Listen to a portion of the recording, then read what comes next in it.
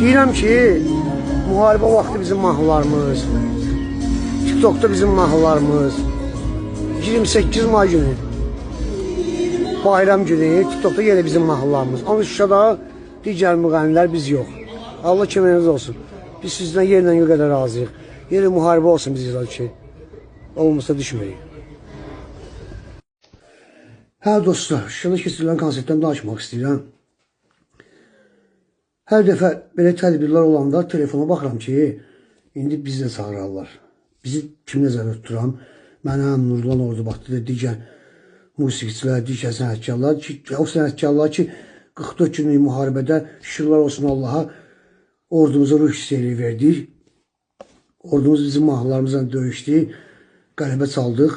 Amma indi yenə deyirəm, bu dövlət tədbirləri olanda hər dəfə telefona baxıram ki, indi bizi çağırarlar. Onda çağırmırlar ya da salmırlar, Allah canından sağ etsin.